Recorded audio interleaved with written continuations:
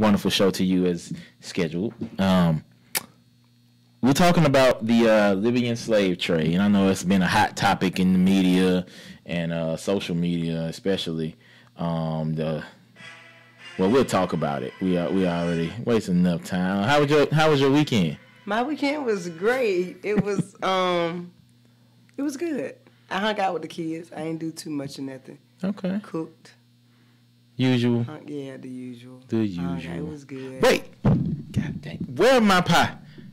Where's my cake? See, that's how I know you don't pay attention, because I said I was going to make a red velvet cake because no one had made it for Thanksgiving, right?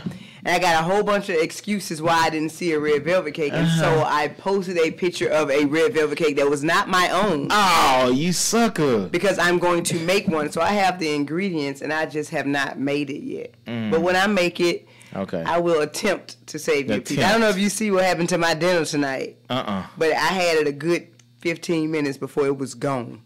You didn't get none? I pulled it out there. You don't eat it? Yeah, I don't really eat like that. I put some up for later, though. I put me up a little plate, and then the kids just devoured all of the food. All of it. So anyway, I got the red velvet coming for you. It looked good, so if you don't make it, I might have to go on and jump on that. Child, please. You ain't going to be able to make it do what it do. That's why I have to make my own. What's up? That sounds like a challenge. Okay, we have a cousin, y'all. Let me tell the people out there before we go to our first music selection. It's 4 of us in this generation in my family that can really cook. There's Teray. He aight. There is my cousin Shannon. She cooked like Martha Stewart, I guess. She baked. Yeah, she baked. She cooked like a white woman. No offense. There's Jock, who is like the seafood master. Yeah. He gets pick down. Up his little world. He gets down, and then there's me. What would you call you? Shit. The underdog, the secret. Why I gotta be the underdog? Because nobody knows until they get your stuff. I know, right? But everybody don't know unless they get it. I had this conversation with somebody the other day because they were like, "Why don't you just cook for people? You can cook." I'm like, "No," because to me, cooking is intimate. And it's, it's something I hold dear. I cook the way I cook for the kids. You know what I'm saying? And if I'm at home, I got to do something or I'm going to get up out of there. So when I'm at home, I cook a lot. That's what I do. And that's how I stay home. But, yeah, cooking, that's a connection. That's like a real type of grounded type of connection. So I ain't trying to cook for no lot of people. Yeah. I already got too many people in my personal space. I ain't cooking for you.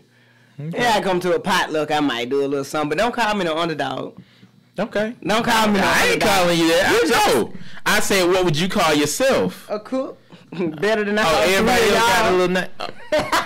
Now go on and finish your little statement you was about to make. That's it. Yeah, you just wanted to introduce the contestants. Is that what you're saying? I'm just saying. So we it's cook, coming, and that's why Trey Grizzly is trying to challenge me. I ain't challenging on this red velvet cheese. You tried me. But if you want to get down with the get down, I mean, we could do a little something.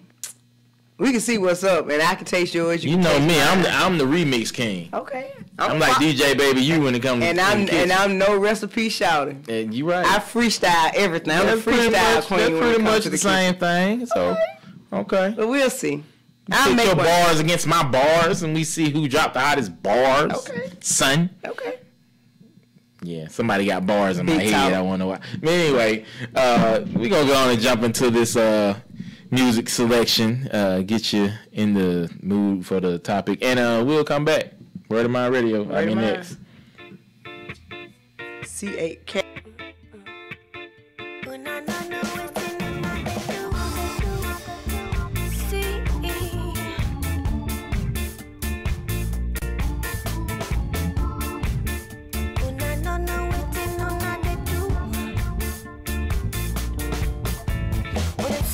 Solutions, or they suck up your solutions, or they suck up your elections. Then they talk about, but nothing they change. We just a young, we just a spray, we just a reggae. Oh, these lies is received.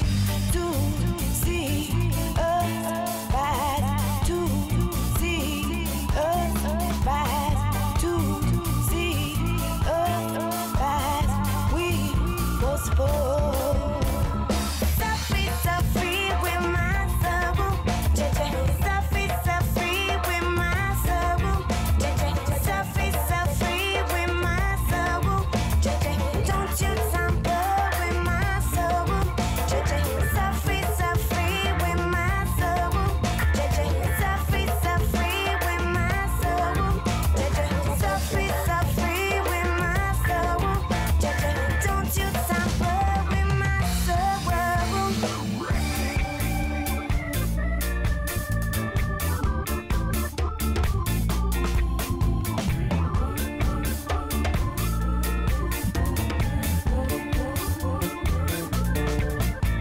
Only rich man still they get no. All the money when they go, oh, still poor man they suffer. But their wishes my other. For nothing they change, we just ain't young. We just a spraggy. We just a baggy. Oh, this life, yeah, you see, to see us pass, to see us pass, to see us pass. We must be juvenile. Suffer, free with my soul. Suffer, free with my soul. Suffer, free with my soul. Don't you tamper with my soul. Suffer, free with my soul. Suffer, free with my soul. Suffer, free with my soul. Don't you tamper with my soul. Yeah, yeah, yeah, yeah, yeah. Don't you tamper with my soul. Don't you? Don't you tamper with my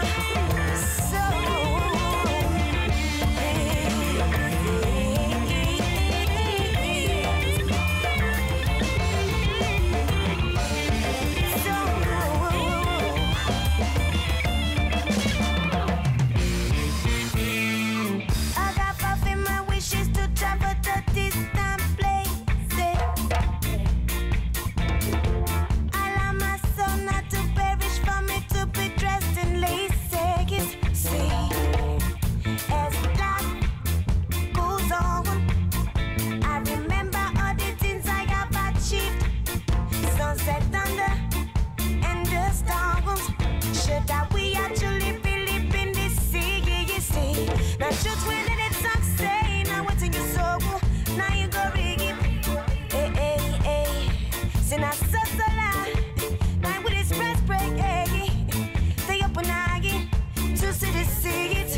We see, to see us pass, to see us pass, to see us pass. We must rejuvenate. Suffer, free with my soul. Suffer, free with my soul. Suffer, free with my soul. Don't you tamper with my soul. Suffer, free with my soul. Suffer, free with my soul. Suffer, free with my soul. Don't you tamper with my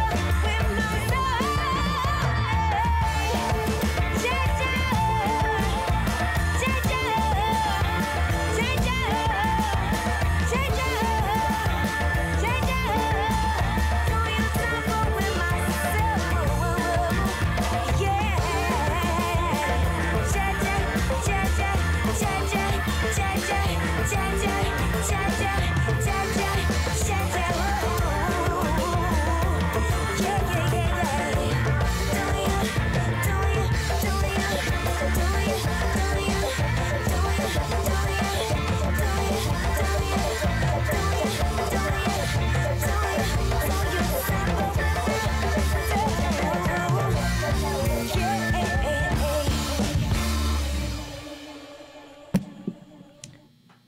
And we're back. That was Nika. And on the commercial break, I was telling Trey Grizzy about who she is. Nika is a West African. She's from Nigeria. And her father is Nigerian. Her mother is German. Mm-hmm. And as I was telling you, there was a period in Africa shortly after the apartheid where black people were afraid to have black children because of the apartheid, because they were segregated against and discriminated against. Mm-hmm. And so there was this big movement to have a fairer race of children or whiter children so that they would be accepted, they can go to school and, things like that. And so that's what she is a product of. And knowing that, she grew up to be an anthropologist, and her music is humanitarian music. So she makes really good music. She talks a lot about the social injustices that go on in Africa. So that's why I wanted that song to be played, because it kind of ties into what we're going to be talking about today. And I know you like theme music, and I didn't want to hear no slave music, so I thought that was so befitting. Perfect. Absolutely perfect. All 6 minutes of it. Right. I was jamming. I'm surprised you didn't get up and bust out your African dance. Yes, that was not the version that I wanted to hear, but that's okay. the version that we had available. There's Right. a doper version of that song that really gets down. So Okay. yeah. Yeah, so you know it's time for your boy TIP in the building. You know, I just want to talk about this apartheid thing. Hey, shout out to IBNX Radio in the building. You know, oh, let me stop faking. That was terrible. I'm listening. I'm trying to see what's coming next. I saw eyes light up like, you just copy. No, I'm just playing. No, I just shout out to Tip, man. He one of the celebrities who brought more attention to this issue. It became a hot topic for celebrities. Celebrities all jumped on the, I don't want to say the bandwagon, but they jumped on the wagon with it and, you know, started pushing the news about it. So the slave trade, as it's being called, is basically the Libyan slave trade. It's not really what it sounds like, I guess you could say. I mean, it is, but it's not. It's really more so about the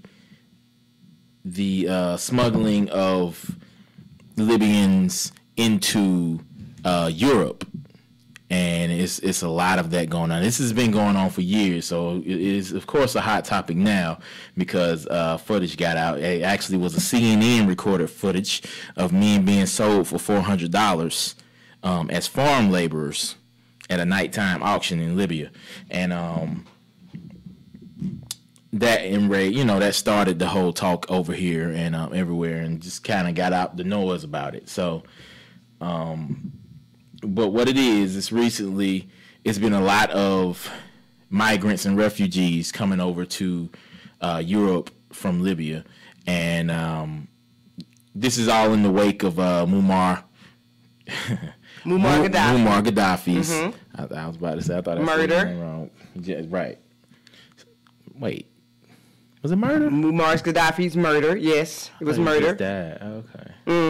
Well, there you go. I didn't look that far, but I heard about it. So Muammar Gaddafi was a leader in Libya, and he was going he was creating a system of currency that would require people mining in Libya and working in Libya to use a golden dinar is the name of the currency that he was coming out with, which would have allowed money and resources back into Africa that had previously been taken away. So it would have gotten Africa, especially Libya, out of a certain amount of debt and put them as contenders inside of the financial market in the world, since Africa has so many resources, right? And he was killed for that reason, you know. And there's this interview with Obama talking about it because he spearheaded it, and I'm sure it wasn't his choice, but that's how politics work. And he was regretful about doing that. And since that's happened, because he had it under control the time that he was in Libya, and since his death, it has been the politics in Libya are divided. Right. So it's kind of like a Democratic Party and the Republican Party, or if you know Jamaica, they got the Shaw Posse and the PMP, and it's divided amongst these two parties. And so Libya is kind of like that, where you have like a militia and then the government, or a corrupt government, and then it's all these things taking place. Basically, no law. Yeah. You know. Yeah. So, with all that going on, of course, there's been an influx of people leaving, you know, trying to escape and trying to find a better life over in Europe.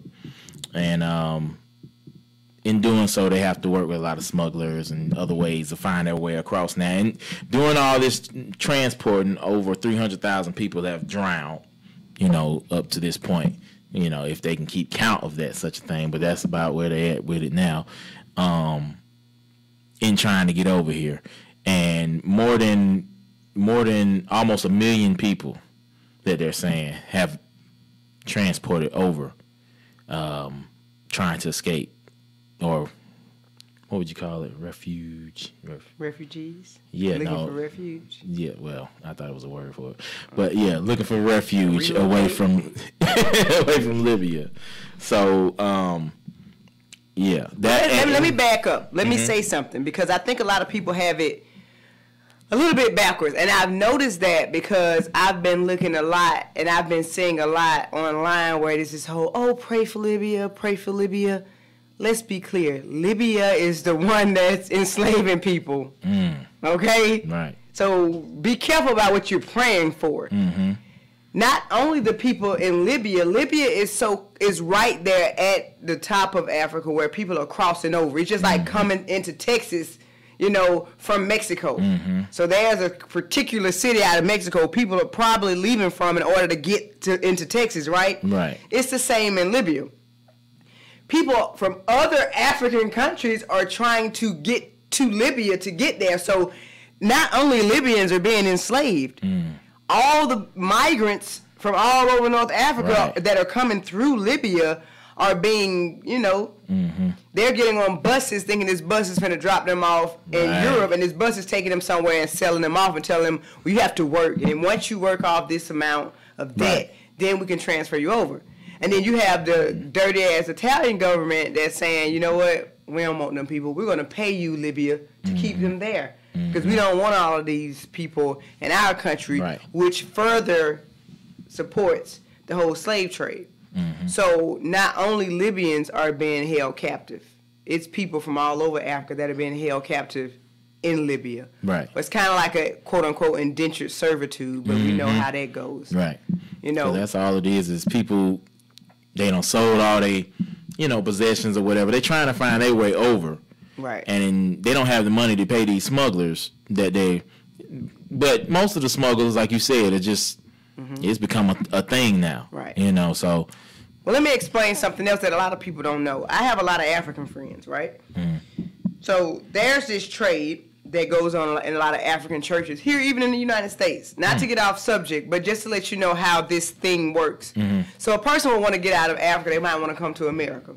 Okay? They'll have a church to pay their way here, but they'll be in servitude to that church for however long it takes to pay out. Asian people go through it all the time. Vietnamese people go through it all the time. Chinese people, they go through this. Korean people, they go through the same type of human trafficking / slave trade. It is the same thing. It's just that here in America, it's a lot more subtle.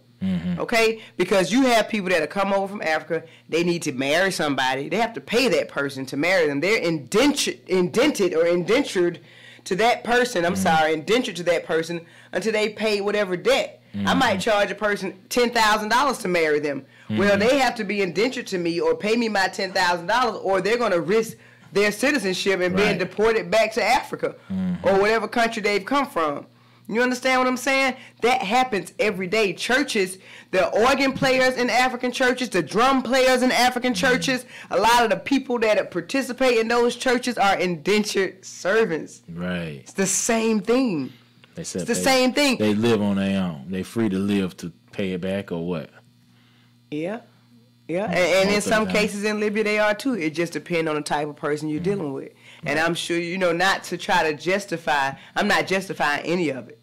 I'm just saying the way that they work. Right. That's just how that's how it is. A lot of times some of the people are being tricked. They're on a bus trying to get to Italy, and oops, they wind up on somebody's farm. They've had doctors and lawyers, kind of like 12 Years a Slave. They had people who accidentally got on the bus and wound up and stuck in Libya being a slave when that wasn't his or her intentions. You understand what I'm saying? So I think it's kind of a mishap for a lot of people, but a lot of other citizens or migrants in Libya are going into this situation knowing and understanding what they're doing. They're going in as indentured servants. They're going in knowing that, hey, yeah, I'm going to work off this debt so that I can get over to Italy. I'm going to work off this debt so that I can get over to Europe. I'm going to work off this debt so that they can get wherever they're trying to go. And they're agreeing to do it. Is it right? No, but their government is allowing it. And again, like you said, it was seeped out, which is how there even became awareness about it, because this has been going on for years. So, yeah. Anyway. So when it comes to the media talk about it, or the celeb push, or the things like that going on, marches and all that, how do you feel that's portraying the whole situation with everything you just said? Like, I feel that a lot of times, and I don't know what angle to address this from, and I would say I think a lot of times people will go into these situations and they're gung-ho about supporting the cause and bringing awareness. But again, just like I said, when you go on Instagram or you're looking at these media sources, they're saying pray for Libya. It ain't Libya. Them the motherfuckers enslaving the people. What you praying for them for? You understand what I'm saying? Like, don't just reach out for what, like, understand what it is you're supporting. Right. Understand what it is you're marching for. Like, do your research. Again, like, it's like jumping on a bandwagon. Somebody asked me how I felt about the election today. What do you feel? Who you voting for? Yeah, I don't live in Atlanta. Sorry. I don't have an opinion. I'm not going to lose sleep. I don't live in Atlanta. I'm sorry. I don't pay taxes in Atlanta. That's not my problem. Right. That's the people who live in Atlanta's problem. And not to say that it's not an issue that we all shouldn't be aware of it, but my awareness of it allows me to have a certain stance. Right. My vote does not count. Okay? My voice does not count. I'm going to save my voice, period. And that's just me being aware. So I think it's the same thing when it comes to all of the marching and I just want us to be clear about what it is we're marching for and what it is we're supporting, what it is we're trying to do, all of those things. Because a lot of times I don't think that we have a clear idea of what it is that's going on. Okay. I got another question. Okay. And not that I'm interviewing you, even though I always end up doing it. Yeah, I know. Okay. But, because I'm thinking this myself, like, how do you feel about being aware of stuff, but I guess acting or not acting on? Is it necessary to act on every situation to prove you're aware or to prove you care, or is it even worth it? Well, I think, and see, that used to be my issue being a young revolutionary. So I was a young revolutionary. So all of this type of stuff, to me, and I don't want to discard it, because I'll never discard anything that affects us as a whole people.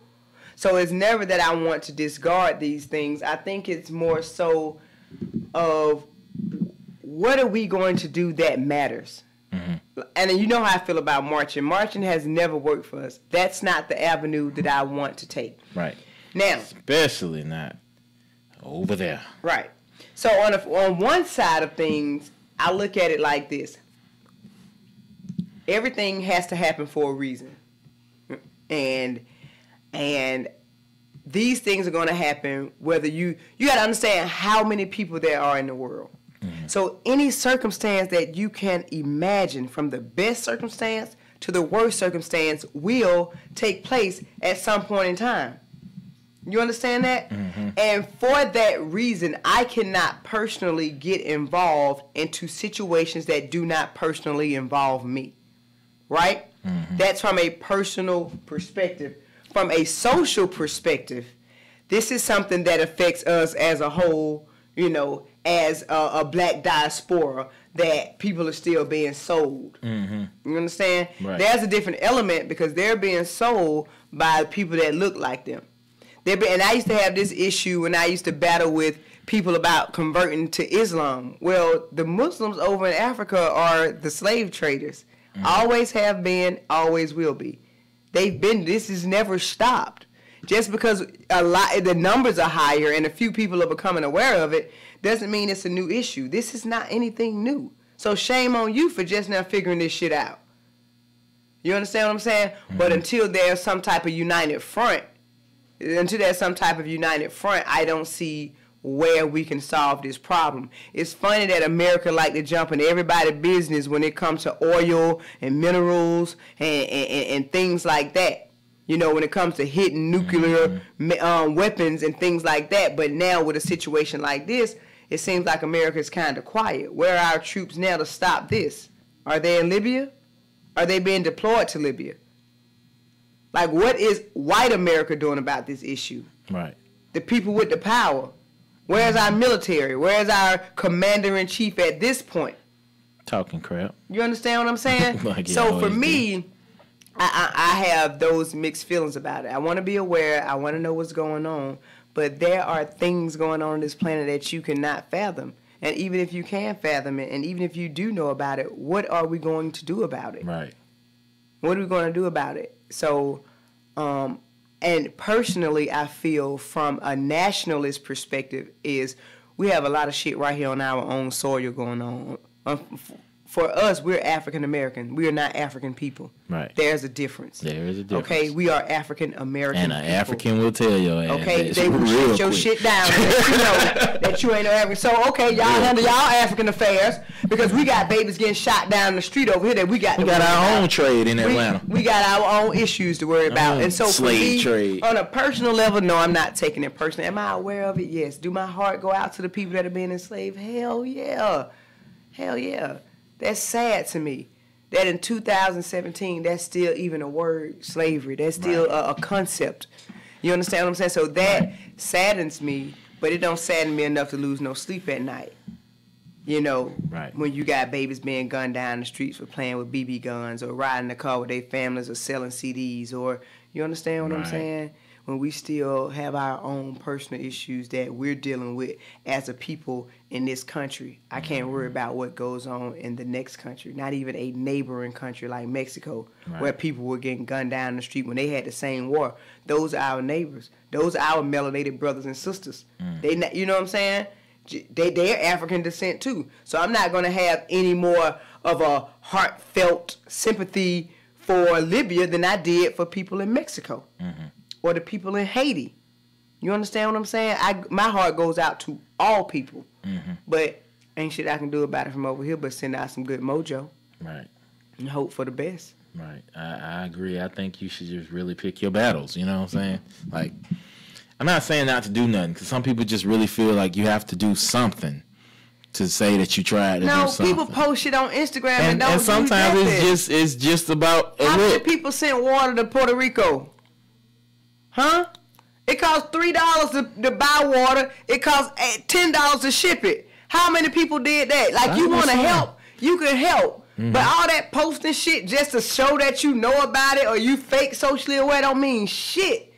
What can you do for those people all the way over in Libya when you didn't do nothing for these people right here in Puerto Rico? Do you feel the social awareness brings more awareness to It could put some heat under it could put heat under somebody's ass, and you know what? My hats go off because there was once upon a time where our celebrities wouldn't open their mouth when that baby got killed down there in Florida. The first one, I finna say Tamir Rice, but no, you talking about oh gosh, Hoodie. Yeah, what's his name? Hoodie and Skittles. Because I don't went blank too. See, that's the bad thing about it. The first one. He set the whole Black Lives Matter movement off. Right. I'm mad because his name is on the tip of my tongue. Mine too. But when in my head. When the baby died, you understand what I'm saying? People were quiet about it. The celebrities were quiet about it. It took for 30 other black individuals to be murdered on Facebook Live, on live TV, on Instagram. It took for a number of other ones. You don't understand what I'm saying? It took for Kaepernick to take that knee before celebrities started to speak out against issues that we have. It's like they were quiet the whole time. They were quiet the whole time. And so now to see Rihanna speak out, now to see T.I. speak out, you know, now it's like, okay, you got the power to do something. Do something. I heard a lot of people tell me they tired of T.I. now. They say he don't got too aware. Which is bad, you know what I'm saying? I'm like, why can't he Why can't the man be aware? You know what I'm saying? Now, why can't he use his stand to say something that matters? You know. Right. But on that note, we're gonna take a quick break, and we'll come right back on this topic. Word of mouth.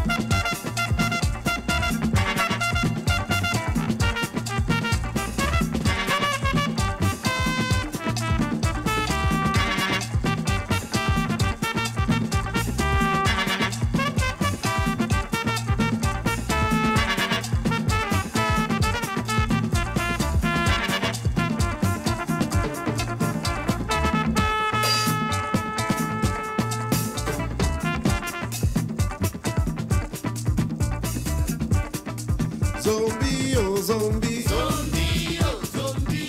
Zombie, oh zombie. Zombie, oh zombie. Zombie not go unless you tell him to go. Zombie. Zombie not go stop unless you tell him to stop. Zombie. Zombie not go turn unless you tell him to turn. Zombie. Zombie not go think unless you tell him to think. Zombie. Zombie, oh zombie. Zombie, oh zombie.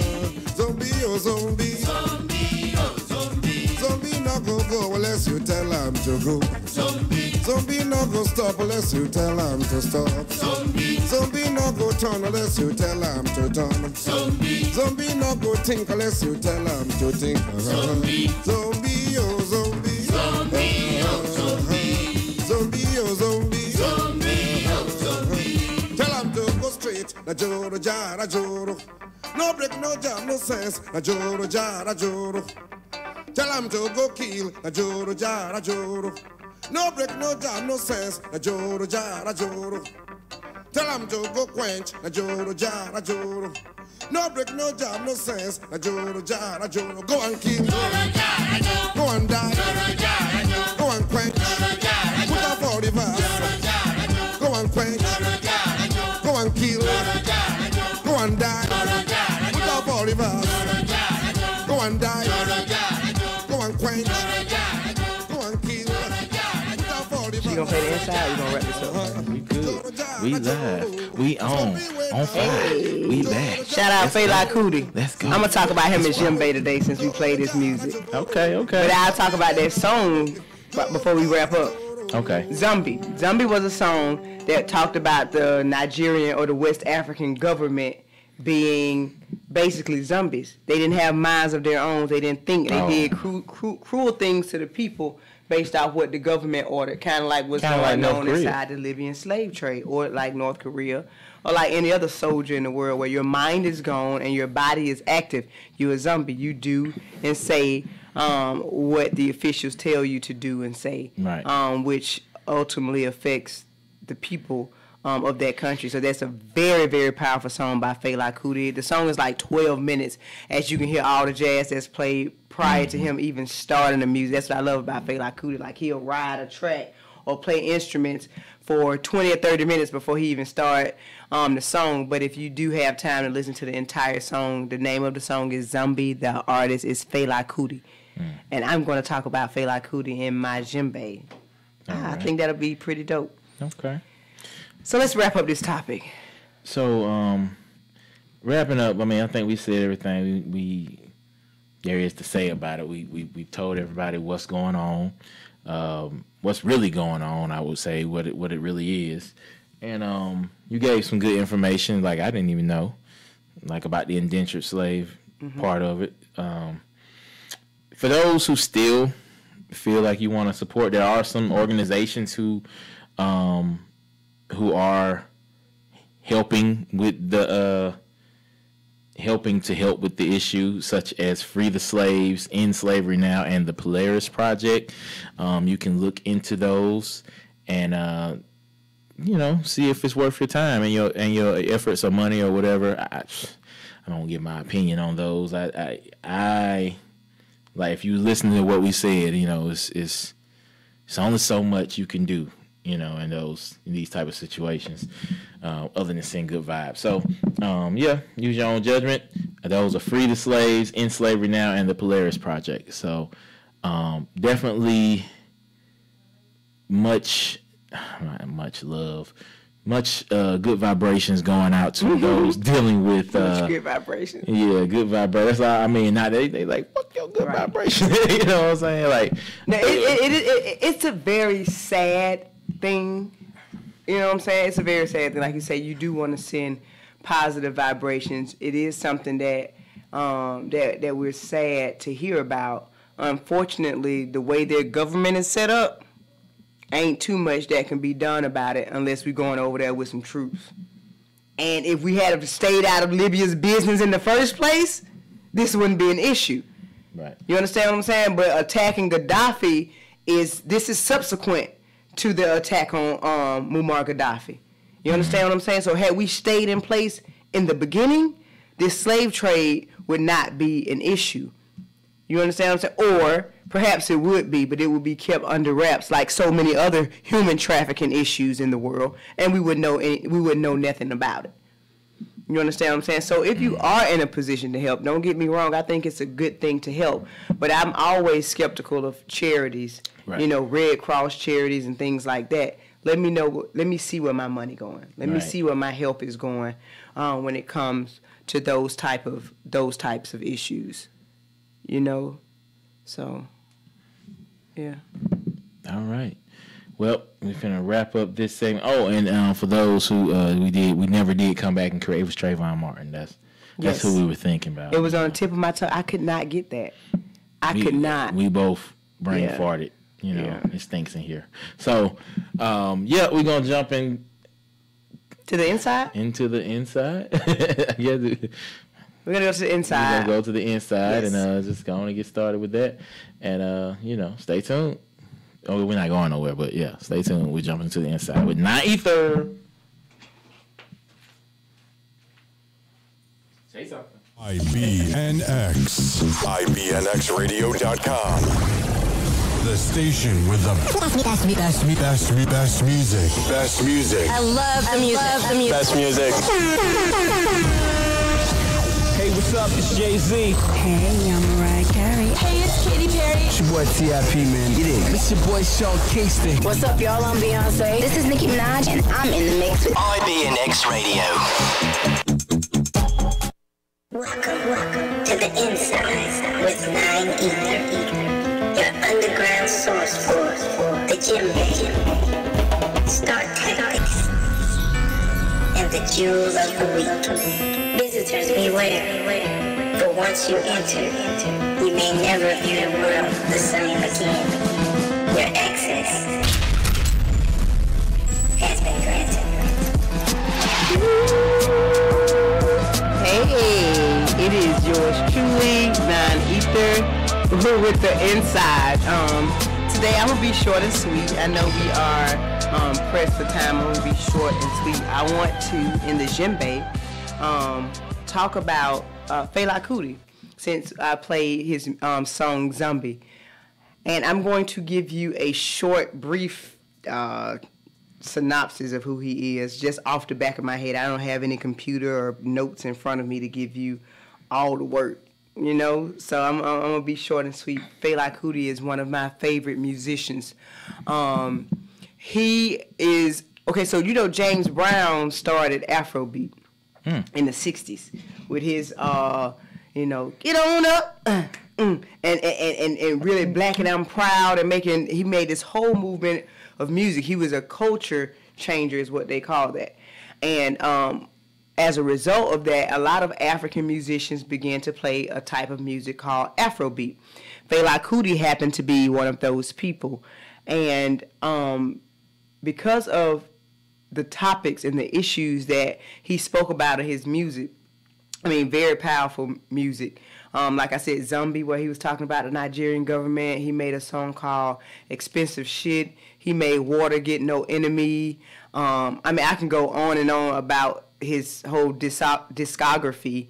But he had a band and he performed live. The government hated him so much that they would come and arrest him for no reason. He had a lot of women. They used to rape his wives. They threw his mother out of a window and killed her. They raped his one of his wives with a glass bottle, broken.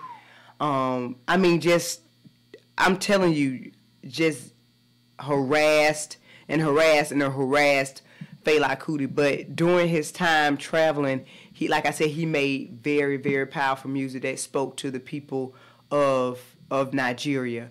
And he eventually left Nigeria for L.A. I want to say in the 80s, late 70s, early 80s, he came over to the United States where he continued to make music. They have this on-Broadway show that comes around February or March of every year here in Atlanta, and it's called Fela. Beautiful story. It talks about, it tells his whole life story, which it's a good show if you like theater, dance, you know. But the funny thing about Fela Kuti is that he was so powerful, and he had such a great following in the United States and in Africa. He was very profound. Anyway, he has really good music. If you get the opportunity, listen to it. He married 27 women on stage at one time. Fela Kuti married his entire ensemble on stage before they left and came to the United States. So when he died in 1997, he died with a whole compound. 27 wives. Some of them had eventually left. One of them was implanted by the Nigerian government and was infected with HIV, consequently giving HIV/AIDS to Fela Kuti, and he died from that in 1997, where he was joined as an Orisha. So if you are Yoruba, then you know that Fela Kuti is one of the gods that you now pray to, which is very powerful and profound for him. So that was real quick and sweet. But yeah, that's Fela Kuti. I mean, the best music. He plays like the saxophone. He'll come in. He always have a cigarette. He always have his drawers on. Never have any clothes on. And he had this saxophone wrapped around him, and he would just play for hours. I mean, he'll get on stage and play, like I say, for a whole 30 minutes before he even start. Like, I mean, it was just, oh man. Yeah, you got it. Fela Kuti. Shout out to Fela Kuti. Anyway, that was a sweet djembe. I just wanted to do that. I was going to do a soapbox shout tonight, but since I played the zombie music, I had to talk about Fela Kuti. It was an appropriate time and place for that, and I saved my soapbox shout because that was a quick. That was a quick djembe? That was a quick. Okay, well I'll come back around to my soapbox shout if I have time. Okay. So now I'm going to talk about the 4 agreements. Remember, we talked about the 4 agreements. We talked about the first one, which is be impeccable with your word. Always mean what you say what you mean, but don't say it mean. Right. The throat chakra, we talked about that a few weeks ago, which is very important when it comes to communicating. We have to know how to do that. We have to know when it's appropriate. And I have this thing about myself where I'm telling people, this is my truth. I'm not going to lie for anybody else to feel comfortable. So you accept my truth or you get it from around me. Right. Those are your options. And so for me, I'm going to be impeccable with my word. So I'm literal. Everything I say, I mean it unless otherwise noted, otherwise stated. You understand? I'll let you know if I'm being figurative. You'll know if I'm joking. Other than that, if it's not obvious, I probably mean exactly what the fuck I'm saying to you, period. You know, and I mean that, and even being able to define the words that you're using. If you do not know what a word means, don't use that word. That's being impeccable with your words. So you can take what I say to the bank and you can cash it. That's the first agreement. The second agreement was not to take things personally. A lot of times people do things to you because of them. It has nothing to do with you. And so we should not take those things personally. We should take it for what it is. We think for others as we think for ourselves. And so a lot of times when you're operating in the world, if you want to be successful, if you want to elevate, if you want to have those higher vibrations we always talk about, then you can't take shit personal. You have to know this ain't got nothing to do with me. This person is treating me like this because of them, or this is happening because of this. And you don't take it personal, you move on. Because when you take those things personally, you have emotions that get involved and you react to things that may not have been necessarily geared towards you. Right. So that's the second agreement. The third agreement is to not make assumptions. Don't make assumptions. If you don't understand something or you don't fully have a conclusion as to what it is that's going on, ask questions. Ask questions about what's going on, but you never want to make assumptions, because assuming something or jumping to conclusions about what something is or what it could be will put you in a situation where you don't have the information that you need, or you've come to a conclusion that's a false conclusion. And so that's the third agreement. And I will go into the fourth agreement and sum all of that up on next week. And in the meantime, if you have a book, it's a short little book. I always forget. What is wrong with me tonight? Miguel, my goodness. I'll post it. I have you posted on the Facebook page, and I'll post the 4 agreements on our Instagram page. So I will, so if you guys want to read that book, I will definitely have it posted, because tonight my brain is just not where it's supposed to be. I cannot remember this guy's name. And I have the book sitting in my truck right now. But anyway, the name of the book? Know the name of the book? The 4 Agreements is the name of the book. I'm trying to think of the author's name. I know it's Miguel something, Miguel Ortiz or something like that, but I can't remember it off. I'll let you guys know next week. And that's the Star Tactic. My jewel / Don Miguel Ruiz. Don Miguel Ruiz. It is. Okay, I said Ortiz. It's Ruiz. Miguel Ruiz is his name, and he wrote this book in the 70s. It's a pretty good book. I said Don Miguel Ruiz. Ruiz. R-U-I-Z. Ruiz. Ruiz. You have to roll the R. Ruiz. The jewel and my soapbox shouting. My soapbox shouting come from me being on the internet, right? Or the Instagram. And I'm scrolling up, and it seems like all these people on Instagram got all the philosophy in the world. And I'm thinking, like, who? First of all, let's back up and say that before you post a meme or make a meme, please do a spell check. Please do a grammar check. Okay? Because I'm not going to respect or read your shit if it's grammatically incorrect. And I see that a lot. Okay? So moving right along, it seems like these people have all of the philosophy in the world. Okay, if you do this, this is how you keep a man. This is how you do this. You got to boss up. You got blah, blah, blah, blah, blah, blah.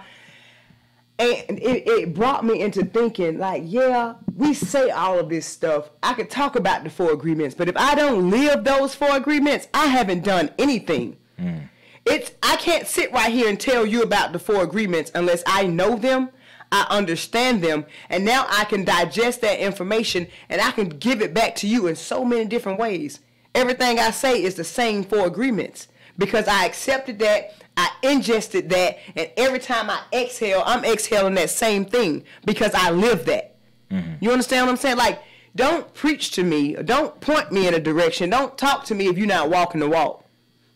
You understand? And so we always want to, boss up, get money, do this, do that, love yourself, and blah, blah, blah, blah. But it's still evident that all of this philosophy that you're giving, you do not live by. I have an issue with that.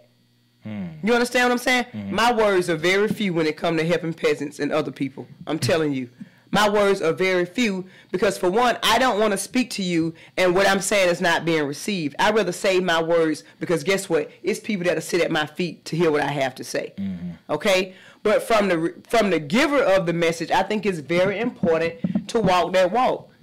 You understand what I'm saying? You can't project something on somebody that you don't truly believe. I can't make you believe that I'm beautiful if I don't believe I'm beautiful. So stop trying to make the next person believe that you're a boss. Stop trying to make the next person believe that you that nigga. Stop trying to make the next person believe that you got money when you don't believe it yourself. Because all them memes and that posting, who you trying to convince? Me or you? You understand what I'm saying? Because once you truly believe, everything that you do will exude what it is you believe. You understand what I'm saying? When I walk in the room, I'm that nigga. You know how?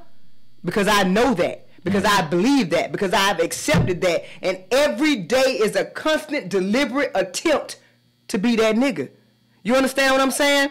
Or to be that goddess. Or however you want to, whatever vernacular or wordplay you want to put on that. Every day is a deliberate, conscious. Oh, I'm telling you, it's something that I do on purpose every day. It's something that I strive. I might slip off today, but tomorrow I'm going to focus on this. Tomorrow I'm going to work on this. I'm going to try to be better at this. I'm trying to get my money up over here. I'm trying to get my diet up over here. I'm trying to clear my skin up over here. I'm still telling myself how beautiful I am every day. I'm still walking with my head up because in order for you to believe it, I got to believe it first. You understand what I'm saying? So don't spend your time trying to convince me of who you are because, see, some of us see through that bullshit. And I happen to be one of those people. I'm not convinced. You know why I'm not convinced, sweetheart? Because you're not convinced. So spend your time convincing yourself of who you are, what you have, before you try to get somebody else to believe it. Otherwise, you are a false prophet. You understand what I'm saying? You're forging information. Right. You're fabricating a whole reality. All your philosophy now doesn't have a strong foundation, so it's falling through the cracks. So the girl that you're telling to believe in yourself, sweetheart, you're beautiful, she can't believe it because the person that's supposed to be beautiful is telling her don't even believe they're beautiful. So if she followed in your footsteps, she gonna be just as fluke as your ass.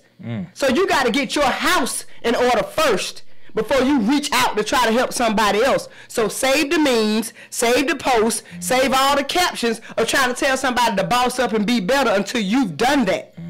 You understand what I'm saying? Like, I have a real issue with that.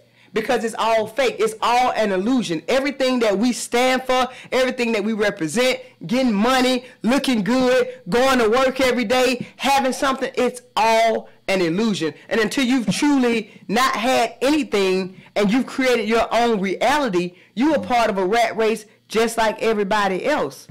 You understand what I'm saying? Like, it's, man, I can go on for days about that. Yes.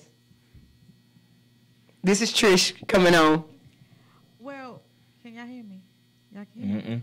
I can read your lips. It was one of these mics. I hear you. Okay, so my only thing about that is sometimes people post those things For themselves? for themselves. Ooh.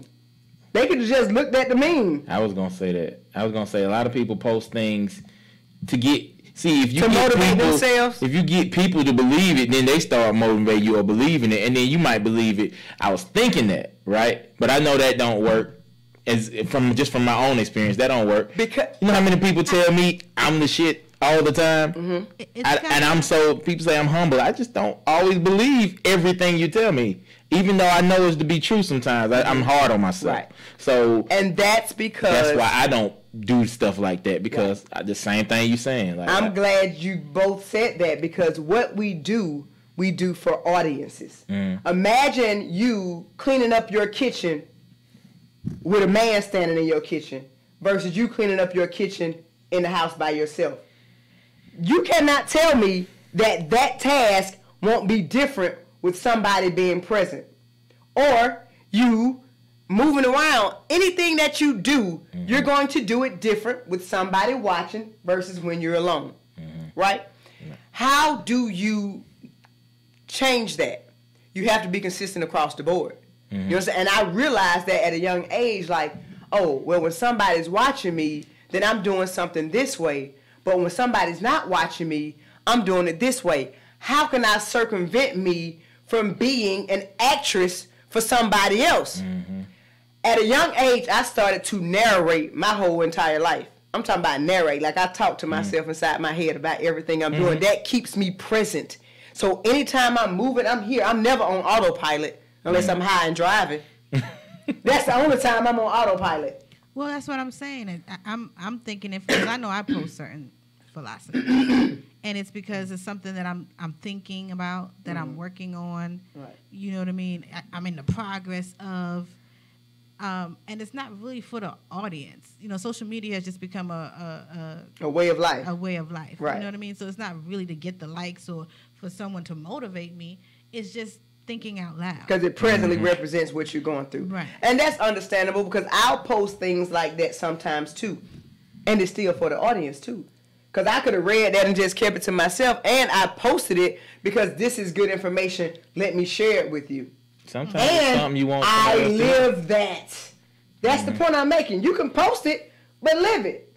Don't encourage me to do it, and then you're lacking on doing it too. You know, or when it gets out of hand to where you got people who just, like I said, the whole, you know, they trying to say the word. I think sometimes though posting it is part of acknowledging that you need to. It's almost like starting a diet. Oh, we'll say like, this is what I'm finna do. Oh, we'll say that then. See, we don't like to say our failures. Oh, well, I slipped off and I failed. Or I'm inspired to do this. We just, you know what I'm saying? We're dropping it and we're sharing it. You gave part of the reflection. You didn't give all of it. You gave some of what you're feeling. You didn't give all of it. So if you're going to be transparent with the world, then be transparent with the world. If not, keep that shit to yourself, work on it, and do better. That's what I do. You know what I'm saying? trying to get here. And I'm almost there. Right. You know, and I'm like that too. Sometimes, like, I got the a pressure washing machine the other day. And I posted it on my Instagram. And I said, you know what? Let me take this down. Let me take it down to a meta. Let me take it down to I've done what I'm supposed to do with this. Let me get my weight up and let me be here where I'm supposed to be, because I don't want to mislead people or have people to make assumptions about what I got going on. You understand what I'm saying? I had that same conversation because today. Me posting it, and not giving a full description of what it is was a misrepresentation of myself. Whether it was a better representation of me or not, Right. it was a misrepresentation of what the reality was. And so I had to check myself and remove it until now it epitomizes who and what I am. Right. Again, like I said, it's okay to post those things. If you're telling somebody else or motivating somebody else, you have to walk the walk. That's all it is. You know, and I get us sharing information and reaching back and helping our brothers and sisters, but that's different, Trish, than somebody just really just shitting on somebody with they you know with they know all the relationship advice. The loneliest people got all the relationship advice posted on their shit. So why are you so alone then? You understand what I'm saying? Like that's my soapbox, shout. That's the issue, not a motivational. Okay, here's where I am. We can get here too. Because I'll post something and be like, hey, boom, this represents me. If I post something on my page, you could take that shit to the bank and cash it. Every picture, every meme, if I posted it, you could take it to the bank and cash it. Everybody doesn't use social media as a platform like that. And I understand that. But what you post is a representation of who you are. I feel like it should have a certain amount of truth attached to it. That's all. Well said. Yeah. That's my soapbox shout. All right. Soapbox shout. Hey. And that was my insight for today. That's it. We're going to finish up, like I said, next week with the rest of our 4 agreements. And I have something juicy to talk about next week. All right. Sounds good. Well, we're going to jump into another music selection. And then we're going to come back with the upside with yours truly. Word of Mind Radio. All right.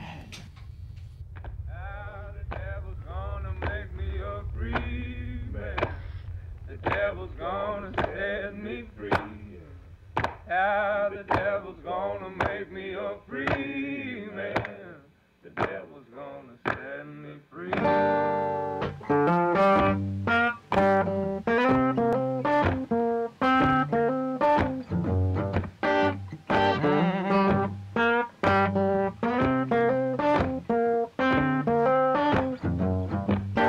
I've been down deep Texas, Mississippi State, hoping things might go my way. For every $100 I made, that stands for rock man just for taking away. Some might say I talk loud, see if I care. Unlike them, don't walk away from my fear. I busted bones, broken stones, look the devil in the eye. I hope it's gonna break this chain. Oh yeah, the devil's gonna make me a free man. The devil's gonna set me free. The devil's gonna make me a free man. The devil's gonna set me free.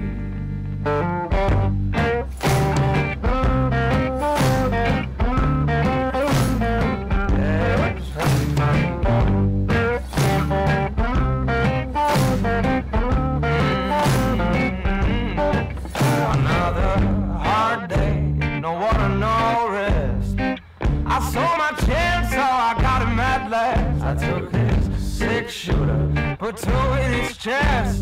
He'll never say a word no more. Oh, he'll never say a word no more. The devil got him good for sure. Ain't got no place to call home. Only chains and broken bones. Ain't got no place to call home. So come on, Lord, won't you take me now? Ain't got no place to call home. Only chains and broken bones. Ain't got no place to call home. So come on, Lord, what you waiting for?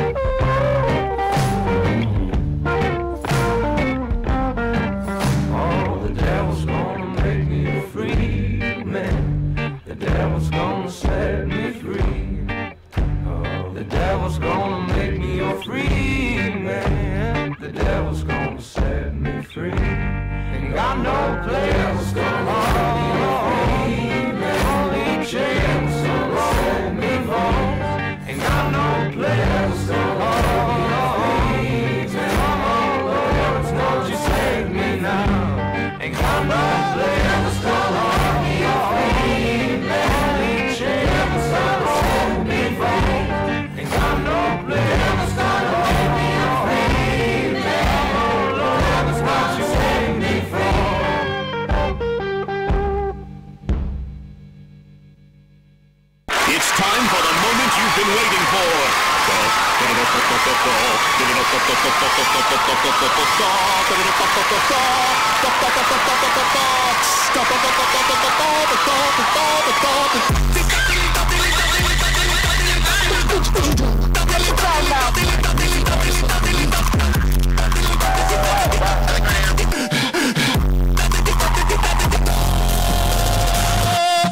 What up, people? It's your boy Trey Grizzy. It is time for the upside. I know, regrettingly, you're so used to hearing 9 and that lovely info she drops on you. So time for the silliness as usual and the craziness in the world. So let's go on and jump into it. So let's start out with we know today is the election day. It's over. By the way, I know people tired of hearing about that. Some people, yeah. So it is over. And I'm not talking about the election. I just really wanted to talk about, you know, what it has come to, what I think the elections have come to. Besides being a popularity contest, which has always been, this election is really unique in that, you know, we may have our first white mayor in like almost a half a century, which has been, that long since we had a white mayor. People might not have paid attention, but what does that mean for Atlanta? I mean, like Nine said, if it doesn't affect you, it doesn't affect you. You know, how much longer we got? What's his name in office? Who? Kasim? No, he gone. I'm talking about the governor. Next year? Next 2 years? Next 2 years. Mm-hmm. So you got that combination, but it is basically turned into a race war. Mm-hmm. And same thing with the presidential election has been. But is that a good thing? Is that a thing at all? I don't know. I think that makes it kind of like a blind vote, so to speak. Mm-hmm. But I think most people that vote are blind voters. Well, it's a little different with this particular type of, with the mayoral as opposed to like presidential and all that. It may actually make a difference, but who make a difference? I mean the voters. No. That's not what I mean. When I say a blind vote, I just mean the people that are voting don't know who they're voting for. Oh, right. They've not done any research. Now it's just we're voting for Keisha Lance Bottoms because we want to keep Atlanta black. Right. You know what I'm saying? And those who want to get away from the black. Republicans that are like, we're going to vote for Mary Norwood because we're trying to make America great again. I don't know what the hell, you know. Whatever. But now it's like, okay, we're going to vote for her not because of what she's promised us, not because we've done research on who she is and what she stands for, or we know what her credentials are. We're not going to, we're not going to do that. We're going to vote for her just because she's black. We want to keep this city black. Right. You understand what I'm saying? And go ahead. Yeah, my thing is, I just don't, why you see people, just going that route? Like, there's no, I'm trying to find my words here. There's no homework done, like you said. The same way people did the Atkins diet. You know what I'm saying? Like, it was said. It's there for you. All of the work is there. It's a finished product. It's delivered. You don't have to do any work. All you got to do is take the product or not. You understand what I'm saying? Like, it doesn't require any research. It doesn't. Everything is there for you. You have a face. It narrows it down to it. And, I mean, that's what I think. I think that people do it that way because it's easy to do it that way. It's easy to vote for Keisha Lance Bottoms because she's black. You understand what I'm saying? Mm-hmm. That's I don't know. I don't know. I guess my thing is, like, it's been a big push to vote. Like, I swear I heard three times today on the way here in traffic, different stations all saying, hey, you better be at the polls, better be voting. I don't care who you're voting for, you just better go vote. Better use your, we're pushing, you want the youth to use their rights, you want the people to get out to the polls, but nobody's pushing to actually do homework. Nobody's pushing to actually look at, and of course each of these stations. That's my thing too. Like, okay, now it's time to election day, and the politicians want to get out here and push you to vote. I've seen artists that don't even live in Atlanta. I saw Common do a Keisha Lance Bottoms drop. Mm-hmm. I'm like, dude, Common? Like people from all over the place are saying, hey, you gotta vote, we're gonna do this. So she got some pull, but you know what she got? She got Kasim Reed behind her back, who's an entertainment lawyer, who's connected and plugged on so many levels, and he's backing her, and he made sure that happened for her, which is good. Shouts out to the black people in Atlanta. I'm not knocking that. However, during this whole year of you running, sweetheart, where was the information about you? Where was your campaigning then? Now it's time for the vote. And again, like you said, it's a popularity contest. Unfortunately for us as people in this city or that live in Atlanta, this is not like your presidential election. Your vote does count, and who you vote for will affect you directly. You understand what I'm saying? And I don't know what type of mayor that Keisha Lance Bottoms would be, but as a former City of Atlanta employee, I can tell you things about the city that a lot of people don't know, and that happened when Bill Campbell was in office, and that trickled down to Shirley Franklin being in office, and that trickled down to Kasim Reed being in office, and now that his homegirl Keisha Lance Bottoms may or may not win the election, guess what? Those same things are going to trickle down. So the little infos that you don't see on TV and that you don't know about will still take place. Do I want Mary Norwood to win? No. No. But again, I'm not going to personally involve myself in things like that. But what I'm saying, like, let's not get caught up in the hype. Right. Do your research and figure out who these people are and what they represent. But I do think it's kind of like a little, you know, I think it's a blind vote if you're voting just to keep Atlanta black. And of course, if you vote opposite that, then of course now something wrong with your black card getting pulled. Shirley Franklin, for example, was back in Mary Norwood. She's all over her commercials and saying, she even said on one of the commercials that, I know I'm probably somebody, though, I was told that I'm ruining my legacy because I chose to back somebody who's not black. Chose not to back the black female or whatever. Right. I mean, I actually commend her. Unless it's a political play, if she really believes in her, I commend her on that. Right. But most likely it is on some political mumbo jumbo. But, you know, I don't think nobody should be... politics and religion, the two things, you know, you just can't talk about with certain people because it's just a strong. Right. I think both candidates are very well capable. I think they are experienced council members because they're both council members at City of Atlanta. I think they're both semi-qualified. I'm going to say semi-qualified. Because at the City of Atlanta, there are a lot of very unqualified people in high places, and it's all on this fake good old boy system. So you want to keep Atlanta black, but you got these black people in here playing the white man's game. You understand what I'm saying? They doing that good old boy system in there where it's a buddy system that's there, and that buddy system affects the citizens in a way that they don't realize. So your tax dollars and the pension of the people that work for the City of Atlanta and their salaries are affected, and the general funds that are being paid into by the employees are being affected.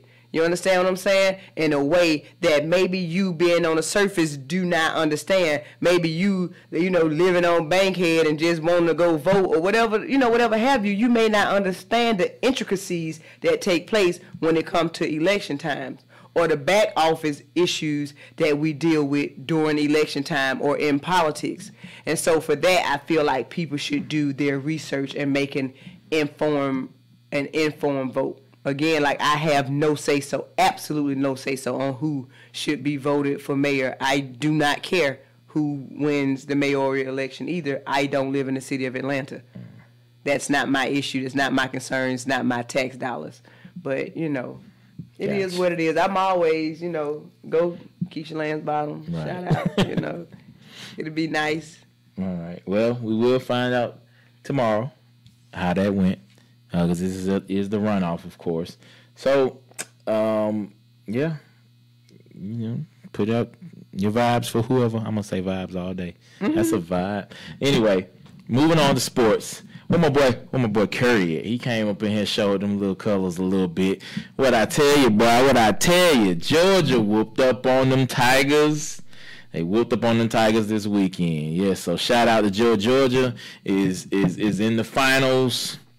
Hopefully we take it home. That'll be at least somebody Somebody from Atlanta. Somebody in the state can do the Falcons ain't going. You know what? You know what? God dang. See, I ain't say all that, but anyway. Oh, my. I set myself up for it, so it's all good. So yeah, 28-7, Georgia over the Tigers, and now of course they're gonna end up. I think they're gonna end up going against Alabama, which is in itself. But I'm still pulling for my dogs.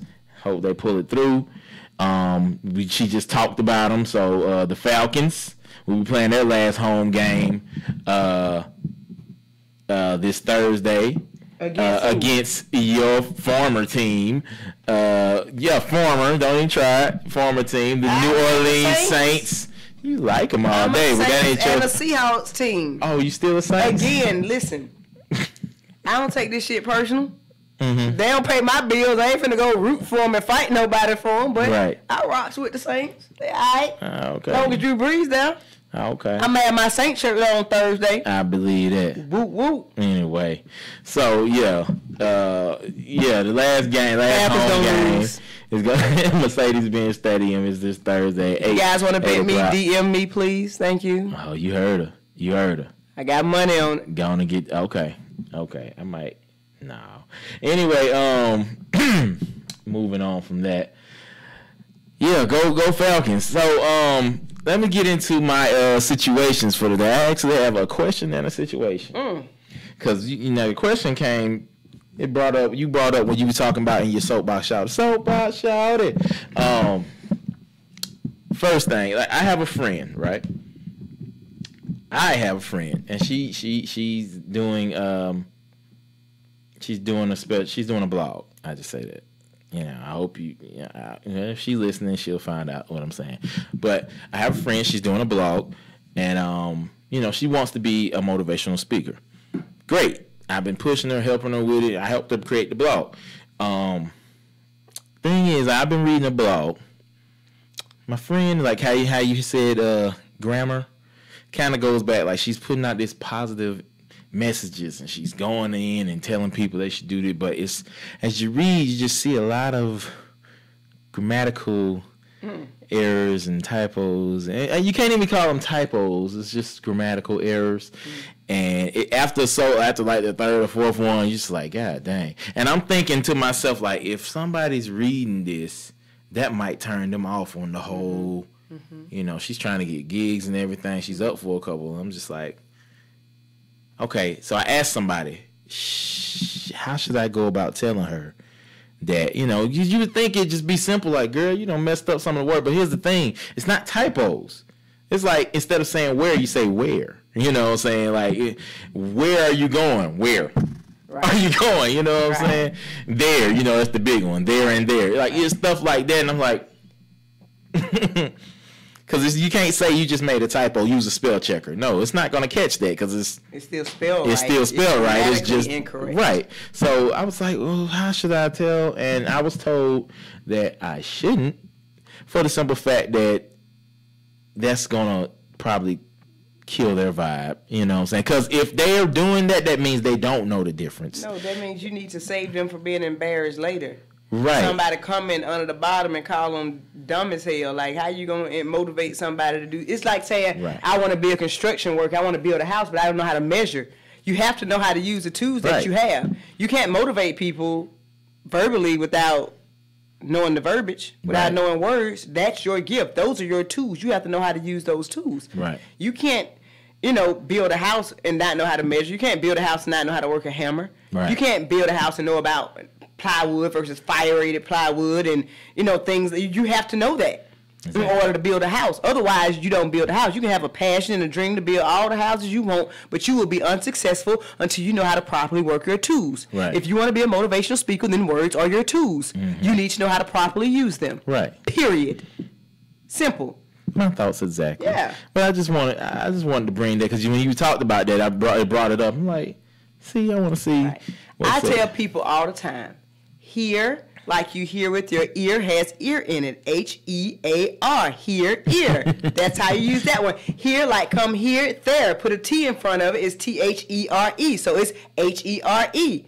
there, like you own something. That sounds like a straight up hook on phonics tape, and that's probably what people need. Yeah. That's the best way to get it, right? Going there, take the T off. H-E-R-E. Here, there. If it's there, then air. H-E-I-R. Like an ownership, an heir, or an inheritance, possession. Like, come on, dog. Look at it. Right. Read. Okay. 2, in addition to, it has 2 O's. 2, it's 2 of them together. 2. Or if it's exaggerated, like it's too big, it has 2 O's on it. You're like, come on, it's a way that you got the. So I figured that. Now that wasn't really the dilemma. I know, but that wasn't the dilemma, because I figured that was a given. The dilemma is I want to offer something in return. It's like, okay, this is what's happening, and you need somebody to help you with this. In doing that, it kind of comes to who? You.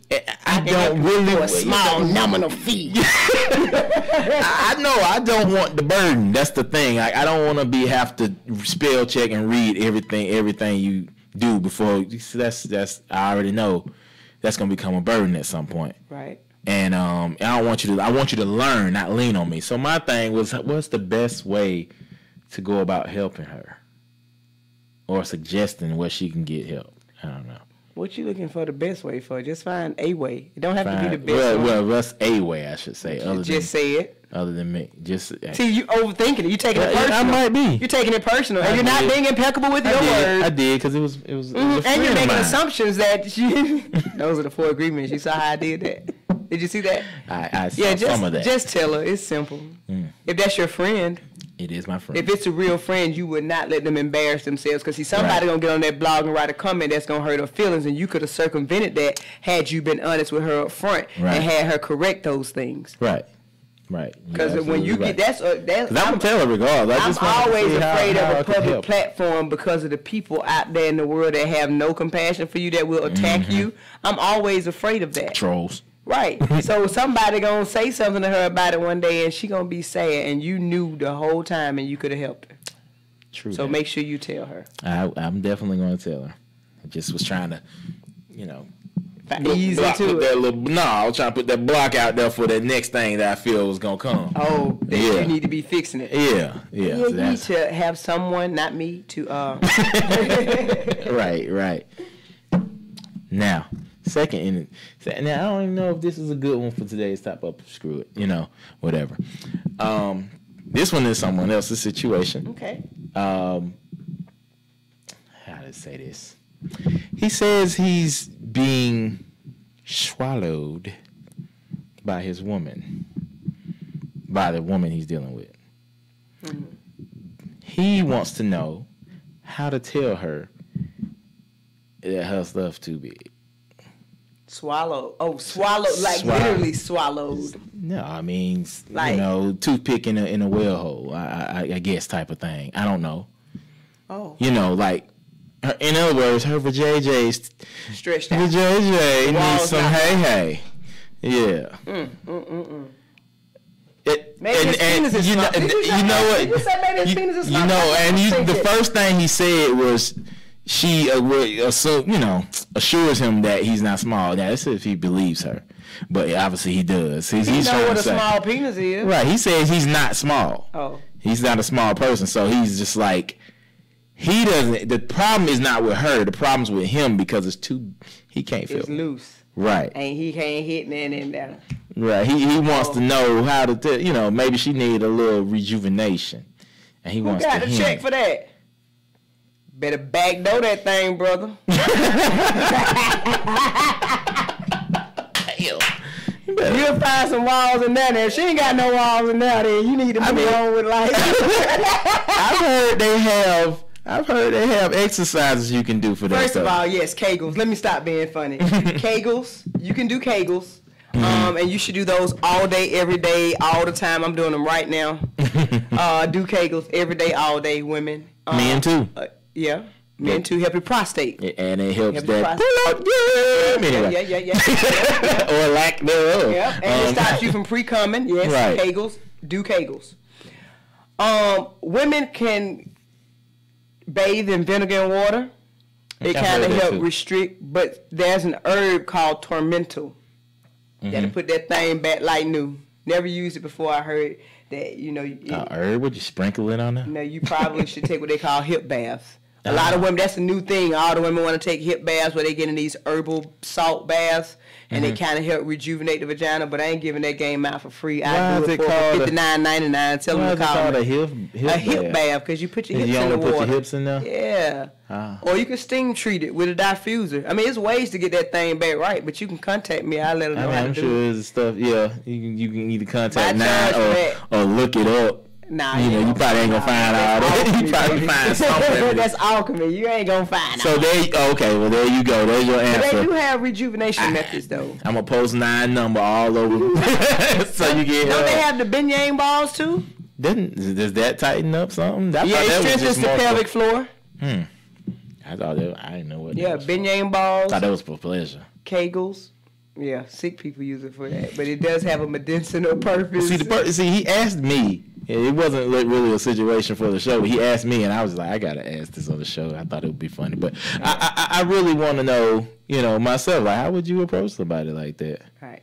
Because I think I would have a problem. Well, let me tell you. Okay, I'm gonna drop this real quick, and I don't want to start no trouble. The vagina happens to be one of the most intricate, beautiful, complex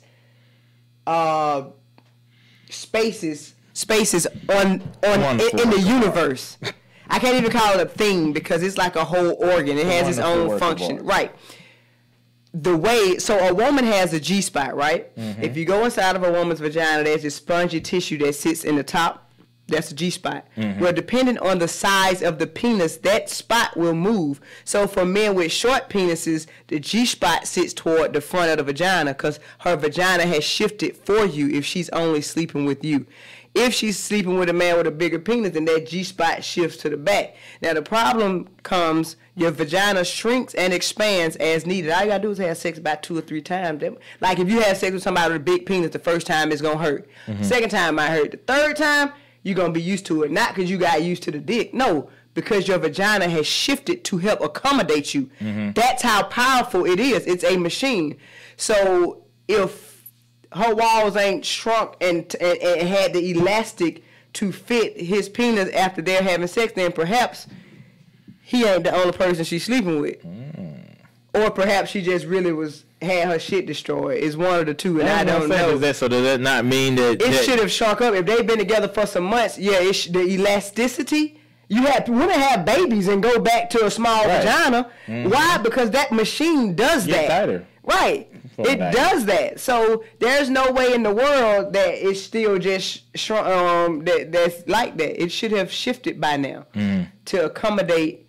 So you don't think there's no such thing as just being... I've had big penis and went to small penis, and my vagina shrunk up. And then if I had big penis after that, guess what? It's just not a good fit. Right. You understand what I'm saying? Until you continue to sleep with that person and your vagina adapts to that penis. So I don't know what's going on. Maybe he needs to have more sex. Maybe he ain't. It might have just been one time then. It could have been just one time, and maybe they just need some more practice at it, and then her vagina will begin to shrink around his penis, and that's scientifically proven. You could take that to the bank and cash it. I'm not making that up. Yeah, it sounds about right.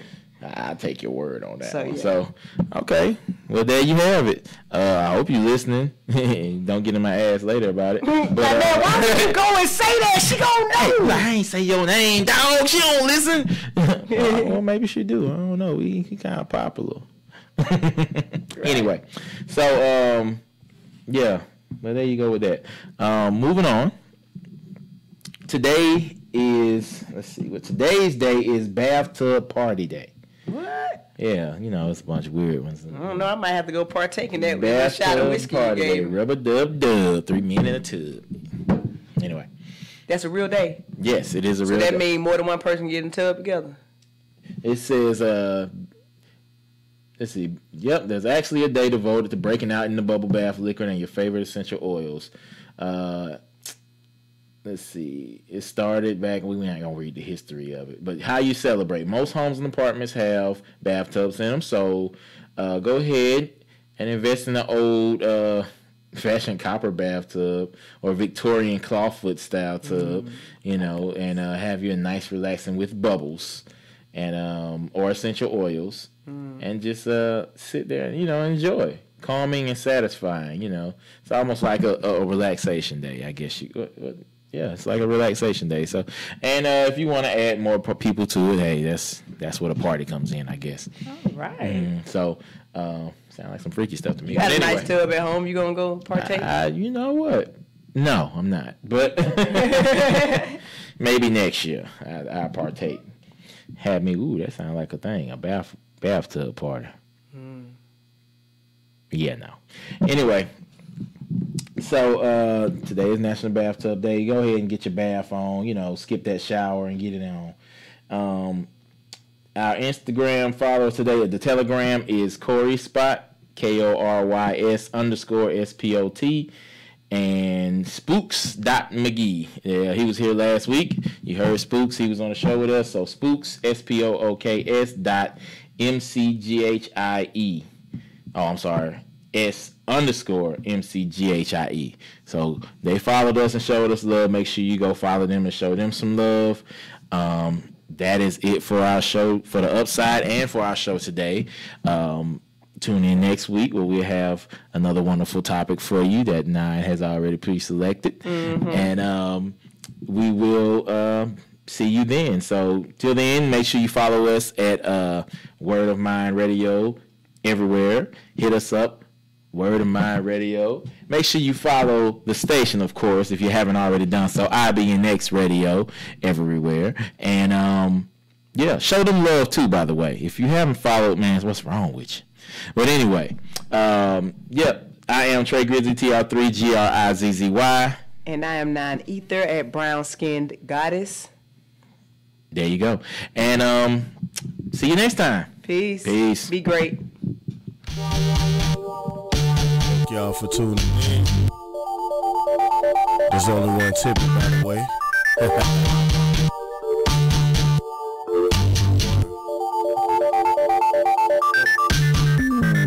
Word of mine, I'm still with you. Trey Grizzly be your real nigga with 9 ether coming out your speakers. Goddamn, feel like still hit you.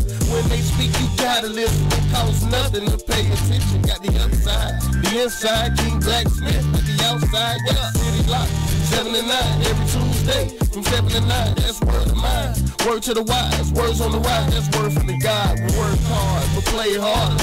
Get throwed after every show. Till the next time, let the best shine. IBNX, we out the door. Yeah.